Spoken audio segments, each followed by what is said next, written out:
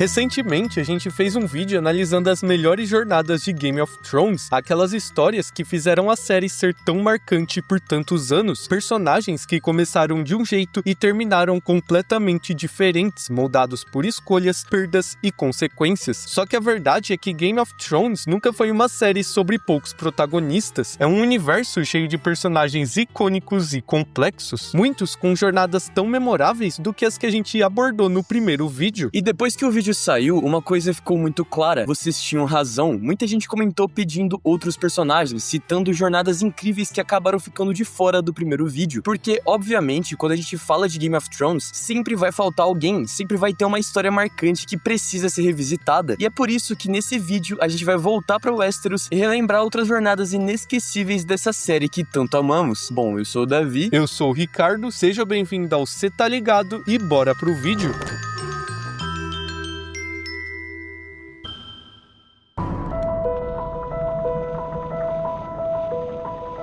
Cara, a jornada do Theon Greyjoy é uma das mais trágicas e complexas de Game of Thrones. Ele é um daqueles personagens que já começam quebrados por dentro, mesmo antes de fazer qualquer besteira. Desde criança, ele cresce em Winterfell, como refém de Ned Stark, mas ao mesmo tempo, Ned nunca o tratou como estranho. Pelo contrário, ele era visto como parte da família, criado lado a lado com Robb, Arya, Bran e os outros. Só que, mesmo assim, o Theon nunca se sentiu parte de nada. Ele não era Stark o suficiente para pertencer ali e também não era Greyjoy o suficiente para carregar o orgulho da Ilha de Ferro. E esse sentimento de exclusão vai crescendo silenciosamente dentro dele. Quando Robb confia nele e o manda buscar apoio do pai, parece ser a chance perfeita de finalmente provar valor. Só que, ironicamente, acontece o oposto. O Balon o humilha, o diminui, faz pensar que ele não é nada e nem ninguém. E é aí que nasce o erro que define tudo. Tentando ser alguém, tentando construir uma identidade à força, o Theon trai justamente a única família que o tratou com afeto. Tomar o Winterfell não é sobre poder, é sobre desespero. Ele manda matar inocentes, tentar sustentar uma imagem de força que não existe, e quanto mais ele força essa máscara de Greyjoy, mais ele se perde de quem realmente era. Mas quando surge Ramsay Bolton, a história do Theon entra num nível ainda mais cruel. A tortura que ele sofre não é só física, ela é simbólica e destrói tudo que ainda restava da identidade dele. Ramsay tira o nome, transforma Theon em podre, apaga qualquer traço de dignidade, de orgulho e de passado. É como se ele fosse reduzido àquilo que sempre temeu ser, ninguém. Nesse ponto, a maioria de nós não sente mais ódio pelo personagem, mas repulsa e até pena. Só que é justamente no fundo do poço que começa a redenção. A fuga com a Sansa marca a primeira vez que Theon age sem pensar em si mesmo. Pela primeira vez, ele não age pra provar nada, nem pra conquistar respeito, mas porque é o certo a se fazer. Ao decidir voltar pra lutar ao lado dos Stark, ele finalmente entende onde sempre pertenceu. O retorno ao Winterfell não é por poder, nem por perdão, mas por responsabilidade. Ele aceita o ódio, a culpa e o peso de seus erros. E na 8ª temporada, quando Bran diz que ele tá exatamente onde deveria estar, tudo se fecha. Theon não morre como um grande herói épico, mas como alguém que encontrou redenção no silêncio, no sacrifício e na aceitação, protegendo a casa que sempre foi seu verdadeiro lar.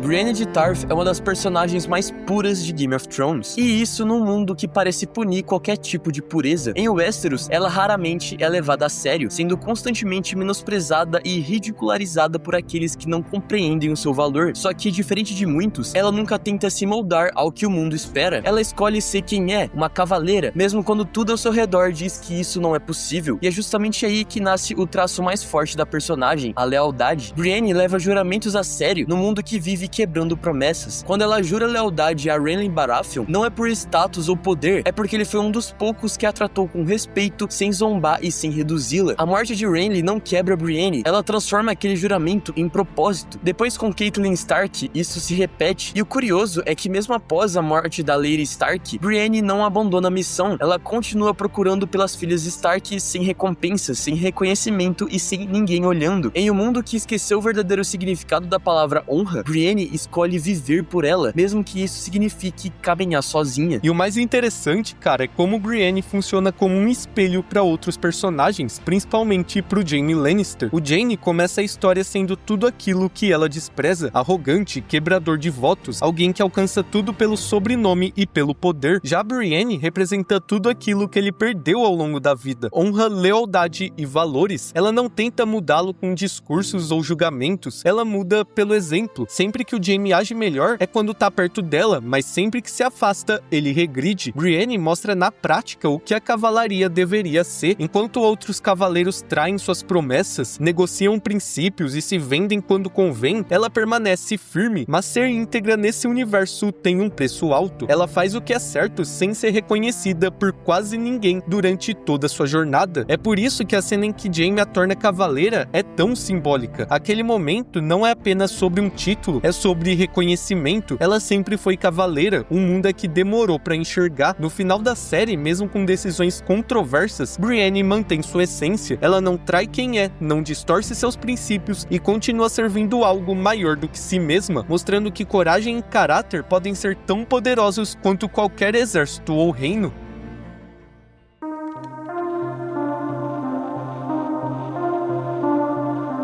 A trajetória de Sansa Stark é uma das mais duras e transformadoras de Game of Thrones, justamente porque ela começa num lugar de pura fantasia. No início da série, Sansa enxerga o mundo como um conto de fadas. Ela sonha com príncipes encantados, castelos imponentes e um casamento perfeito que resolveria tudo. Mas quando ela vai pra King's Landing, é como se toda essa ilusão que ela sustentava fosse despedaçada diante de seus olhos. A ida pra Porto Real é o primeiro choque brutal com a realidade, e tudo se quebra de vez quando seu pai, Ned Stark, é executado. Ali a Sansa perde qualquer sensação de segurança, perde a proteção do pai e principalmente perde a ideia de que o mundo é justo. Ela é forçada a assistir aquela cena, mantida como refém, humilhada e ainda obrigada a encarar a cabeça do seu próprio pai exposta como um aviso. A partir daí, Joffrey surge como seu primeiro grande trauma. Ele não tenta só machucar Sansa, ele tenta quebrar quem ela é. E é nesse inferno que Sansa começa a entender algo fundamental: sobreviver é mais importante do que reagir. Ela aprende a observar, a ficar em silêncio, a esconder sentimentos, porque falar demais ou enfrentar de frente significaria morrer. Cada humilhação vai arrancando sua ingenuidade, mas também vai moldando uma resistência que ninguém ali consegue perceber por completo. Mas tudo que a Sansa vive com Joffrey funciona mais como um vislumbre do horror que ainda estava por vir, porque se Joffrey destrói a fantasia dela, Ramsay Bolton representa o fundo do poço absoluto. Com ele, a violência deixa de ser apenas psicológica e se torna física, extrema e completamente desumana. É um período que mostra até onde a crueldade do mundo de Westeros pode ir e como Sansa é forçada a suportar o insuportável. Ainda assim, mesmo nesse cenário, ela não se quebra por completo. Pelo contrário, algo dentro dela endurece. Sansa não reage com explosões de raiva ou vingança imediata, mas com paciência, resistência e memória. Quando Ramsay finalmente cai, jogada aos próprios cães, não é só um ato de vingança, é a retomada do controle sobre a própria vida. Sansa foi colocada nas mãos dos dois piores monstros da série e sobreviveu a ambos. Mais tarde, o retorno ao norte marca o fechamento desse arco. Ela não é mais a garota sonhadora, mas também não se torna uma assassina sem alma. Em Winterfell, Sansa reconstrói sua identidade. Ela se torna estratégica, desconfiada, fria quando precisa, mas sempre focada em proteger o povo e a própria casa. Como senhora de Winterfell, ela aprende com os erros, não age por impulso e entende o peso de liderar. A execução do Mindinho simboliza isso perfeitamente. Sansa usa tudo o que aprendeu para derrotar alguém que sempre tentou manipulá-la. No fim, sua maior vitória não é o poder, mas a sobrevivência e o amadurecimento. Sansa começa acreditando em histórias idealizadas e termina entendendo a realidade brutal do mundo depois de aprender isso da pior forma possível.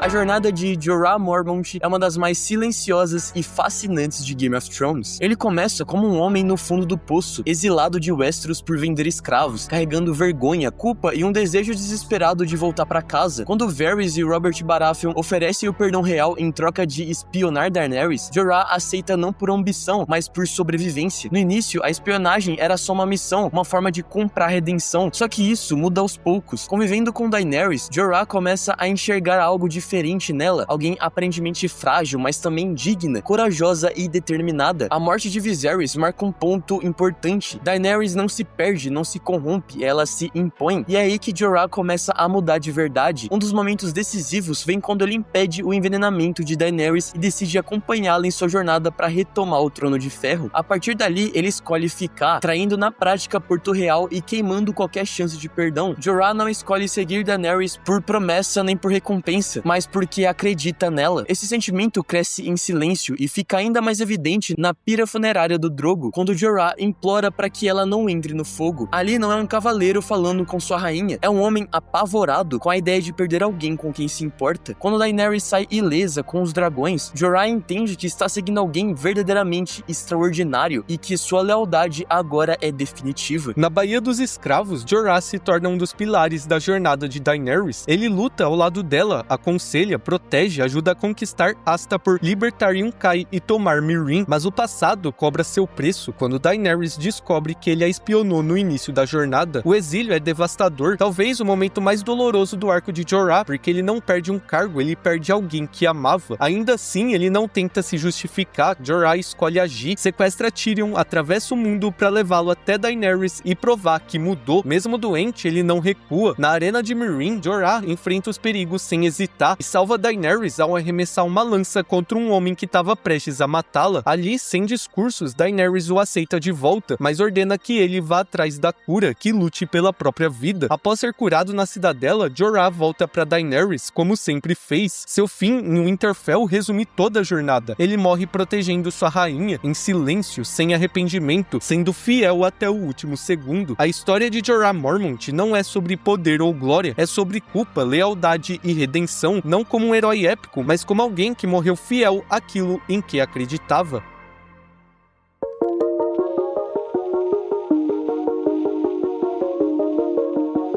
Arya Stark nunca se encaixou no papel que o mundo tentou impor pra ela. Desde o começo fica claro que aquele destino de Lady, de silêncio, de obediência, simplesmente não fazia sentido pra Arya. O que ela queria era liberdade, autonomia, queria escolher o seu próprio caminho. Só que seu destino vira algo muito mais pesado quando Ned Stark é executado. A execução do pai não é só uma perda, é um rompimento definitivo com qualquer resquício de infância. Ali a inocência acaba. A partir daquele momento, Arya entende que o mundo não é justo, não é seguro e não perdoa. Ela precisa fugir, se esconder, mudar de nome, fazer qualquer coisa para continuar viva. E esse trauma passa a moldar tudo. A famosa lista surge como uma tentativa desesperada de dar sentido ao caos, de organizar a dor, de transformar o medo em algo controlável. Não é só vingança, é sobrevivência. Na estrada, Arya vê massacres, traições e pessoas boas morrendo sem motivo. Lá, junto com Sandor, ela aprende a se adaptar rápido, aprende a enganar, a roubar e, quando não existe alternativa, a matar. Não porque gosta,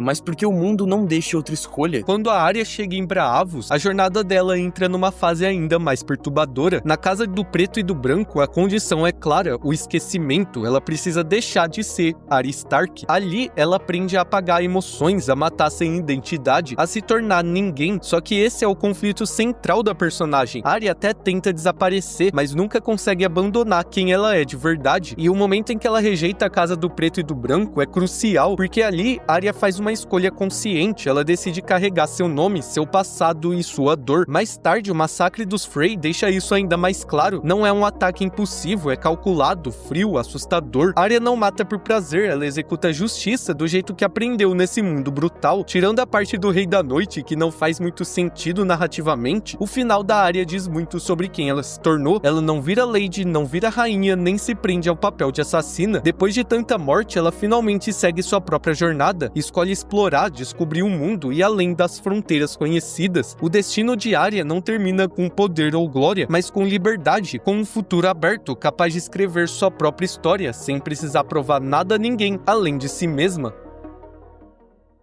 Mas esse foi o vídeo de hoje, a gente espera que você tenha gostado. E se curtiu essa nossa análise, se inscreve no canal se não for inscrito, compartilhe o vídeo e não se esqueça de hypar. Exatamente, Ricardo. E não se esqueça de deixar aí nos comentários outros personagens pra gente analisar, beleza? Mas então é isso, a gente vai ficando por aqui. Muito obrigado você por ter assistido até agora e falou! Falou, galera!